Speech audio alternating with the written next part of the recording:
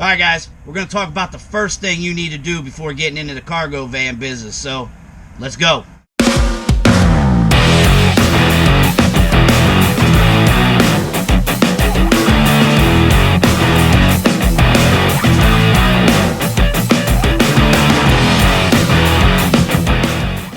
Your hustle gotta be strong in this industry, as in any other industry. So you went on YouTube and TikTok, and you're seeing us on there, and you see that we're driving a van, making money, taking loads, and you're thinking to yourself, man, that seems really easy. And then some of the numbers some guys are throwing out, you're like, God, man, that's a lot of freaking money. That sounds like a lot of money and a really easy thing to get into. I'm gonna go buy a van. Wrong. You do not want to just go run out and buy a van, because you've not even answered a couple of important questions that you're going to need to ask yourself before you even get to the point that you want to buy a van. Buying a van is not the first step in getting into the cargo van business. So you need to make the choice. Do you want to do local, regional, or do you want to do over the road? Now the differences is, local and regional, you're going to go within a radius to where you're going to be home every night or most nights. Whereas with over the road expediting, or any kind of over the road, you're going to be gone for preferably weeks at a time if you truly want to put that money together. That's what makes over the road beneficial if you're going to do it. That's the way you need to do it. That question is very important, because from my experience being over the road, I see quite a few people get into this business, try to do over the road, and that's not what they're meant for. A lot of people don't like being away from home, and they don't realize that.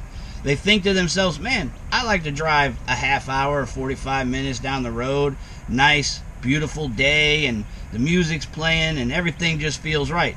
That's not expediting. That's not over the road driving. Over the road driving is very, very long distances. Some days you're going to drive 15 plus hours. You're going to drive in miserable weather. You're going to drive a little bit tired. You're going to drive and you hadn't had a shower in a couple of days or something. You're going to be very uncomfortable at times, and you need to be able to be comfortable with being uncomfortable. Over the road keeps you away from home and your family. If you're a family person, you definitely don't want to try this. With the local stuff, you know, for me personally, I'm not a fan of wanting to do local stuff simply because of the fit of the job. It ain't so much the money, because you can make money at both. It's the fact that local stuff, you might tend to be more locked into a schedule, so to speak, a more rigid schedule than you would over the road. So I like the fluidity and flexibility of being over the road. With the local stuff, you may be responsible for routes. So it's kind of defeats the purpose for me, what I like. And again, my kids are grown, so as I said, the over the road stuff fits me. So think long and hard about that. In all seriousness, like, you got to think long and hard about that, because also with over the road, you're going to be living in a van. You're not getting hotel rooms all the time. Maybe that's a misconception by some, that they think that that's what goes on out here. You live in the van. That's what I'm working with right now. Now mind you, this van isn't set up at all. This is kind of the bare minimum. And that's what some people may start off in. That's what I started off in. It's not to say you can't do it, but I'm just simply saying you need to be prepared to deal with those kinds of things, these kinds of setups, and just as I mentioned earlier, the road conditions, the weather, all the different things.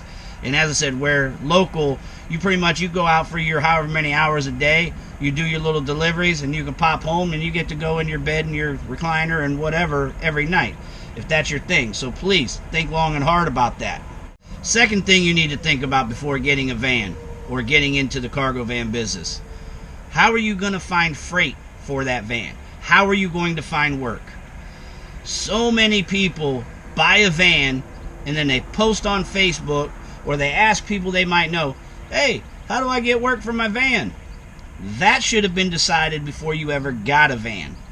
And to be brutally honest, if you went that route, if you went and bought a van and then you're asking, it's kind of a sign that you're not going to do very well, because to me, it's just common sense to understand. I need to know how I'm going to make this work once I take on these payments and responsibility before I actually make the purchase. So please be mindful of that. Have a plan, a tentative plan. Whether, again, local and regional, your route is going to be trying to find apps or courier services or last mile services, or maybe you're just going to go knock on some doors and see if anybody can throw you some work each day. Over the road, you're going to be more likely to look into a carrier. Go find a solid carrier that you can sign on with that's going to take the year and make and model and size of the van you want to buy. Or maybe you're going to go get your own authority, which that's another story in itself. For anybody that's watching this that thinks you have to go out and get your authority, that's not the case. You do not have to get your own authority to get into the cargo van business. There are options to go and work with a carrier or whatnot that has their operating authority already, and you basically run under the umbrella of their authority. So you do not, as an individual, need to go do that. So we've covered 2 important questions you need to answer before you get into the cargo van business, and definitely before you go buy a van. 1, decide which part of the industry do you want to get into, local, regional, or over the road. 2, how are you going to get work and make money with that van once you purchase it? Answer those 2 important questions before you do anything. If any of you have any questions, please put it in the comment section.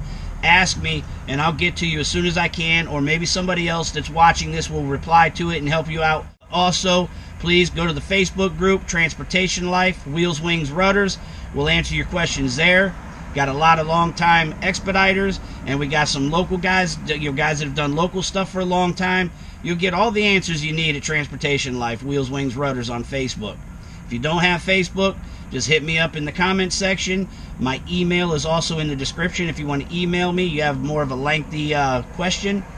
And I'm going to start trying to take some calls on a regular basis. I know I've been pretty bad about following up with some of you guys, but I'm going to try and start setting aside some time to try and help you guys, because I truly do want to help you guys. As I mentioned earlier, there's a lot of us YouTubers and TikTokers that are putting out information, and frankly, a lot of them, they're a lot of fluff. They're a lot of bullshit that's just wanting you to jump in. They're what you call, they're the true sense of an influencer. They want to make this industry seem so beautiful and so wonderful, but all they're trying to do, they're trying to suck you in, and they're trying to take your money from you, your hard-earned money that you're investing. Because this isn't just a, oh, I see on an infomercial, I'm going to buy this cool Tupperware set, that's going to cost me $19.99 a month. You're putting a lot of freaking money into this, man. You're going to purchase a $50,000 van, roughly. Maybe you get one cheaper, but it's a large investment there. It's a huge investment to get insurance. Usually the down payment on insurance is a couple, $3,000 or more. Your monthly payment of insurance is going to be anywhere between $500 and $1,500. So there's a lot of expenses. There's a lot of investment and responsibility once you do this. So don't see these guys that are just saying, oh, hey guys, I did this load today and I did this and that, and oh my God, what a beautiful country. Oh, I love driving in my cargo van. Man, that's bullshit. Like, of course we like it, but you need to look at all the reality of it too. You need to understand all of it, not just the good. There is a lot of good in my point of view, but I'm a realist, and I see all these people that are failing on a regular basis. Like, absolutely failing. Just to kind of put that in perspective, especially right now, things are very bad right now. Almost everywhere I go, I'm seeing vans sitting. Places I didn't normally would see vans. I just saw, like, locally, there's a gas station there. Saw a guy sitting there. Just down the road where there's usually never any vans. There's a few vans down there. There's vans everywhere sitting now, guys. Because everybody's wanting to go out there and just buy a van, get into this, and they don't know what's going on, man. And they're not paying attention to the risk and reward. There's a lot of risk to get into this industry right now. Not a lot of reward at the moment. This isn't me gatekeeping. This isn't me trying to hate. This is me trying to give you the truth of what you're getting yourself into. You need to have all of the facts. Continue to research. You don't believe what I'm saying? Get on these Facebook groups of expediting. Listen to what people are saying. Don't just soak up when people are saying they had a good run, or some people that are freaking double running and they're trying to place show you the money as though it's one run. Just just watch what's going on, man. There's a lot of guys selling vans. There's a lot of people freaking sitting. There's a lot of unhappy people. You're constantly seeing people, hey guys, you know of a better company? This company ain't doing me well. So please, please, please be informed. Please take what I'm saying seriously, because this is not a joke out here when you guys are investing your livelihood, man. You're investing whatever savings you might have. You might be putting yourself in the hole to do this. Maybe you're flat ass broke and you get it and you're getting into this. One hiccup and you're done. One bad week and you're behind on your payments. So just be mindful. I have a little frustration today because it's just the more I see, the more I get frustrated, because so much of this is preventable as far as people failing and losing their ass and going through a bunch of misery. There's so many different options before you get into this, as far as like to inform yourself. So yeah, guys, I'm just trying to help. That's all I'm really trying to do. I'm trying to help, guys. I'm not out here trying to get you to buy my seminar. I'm not getting you to pay for consultation. I do what I can. I try to talk to people individually, and I haven't charged anybody a single dime ever. I make my AdSense money, which ain't shit, but it's it's money. I like it. Money's money, right? But it's not like I'm making a big killing trying to do this, guys. I'm simply trying to share information. So I want to share a story with you guys. It just goes to show the mentality of how people think. There's a guy. There used to be this, I guess you could say, fleet owner that had all these vans, and he was putting all kinds of people in all these vans. Most of them were down on their luck people, which, on the surface it looks like a great idea. Like, oh man, this is cool. This guy's got the ability to get all these vans, and he's kind of taking and taking the more impoverished people and putting them in the van and putting them out there and giving them some work. Until you talk to these guys and find out what they're getting paid, what their arrangements are with this guy. So there's one guy specifically, I spoke with him, and he's telling me how he's paying this guy leasing to buy, or he's paying a payment each month to buy the van. Okay, so now that makes him an owner-op. That makes him the owner of that van. So he's also paying this guy a percentage of his gross. So just so you understand what that means, that would be like you going to Ford or Chevy or whatever, buying a van. You're paying your van payment each month, and on top of that, you're throwing them a percentage of your gross because you're buying the van from them. Do you see how horrible that is? And I was trying to get this guy to understand. He just couldn't understand it. And he was under the idea that the fleet owner was the one responsible for the work, whereas it wasn't. The fleet owner was just the owner of the van, and the people that were giving them work was a carrier. And I was trying to make him understand it. Like, you're the fleet owner, like, you don't have to be running through him with them. You're your own unit now. You can get on with them, and you get paid directly. You pay him your van payment, and he shouldn't get none of your gross. And so he calls me like a day or so later, and he's asking me the same questions about what I just said, and I'm repeating the same things. And then he's like, oh, I got such and such on here, and like a, oh, I got you kind of thing. Like, we're gonna find out why Alan is out here trying to do whatever. They think I'm trying to take advantage of him, I guess. I don't know how, but that's the way they think.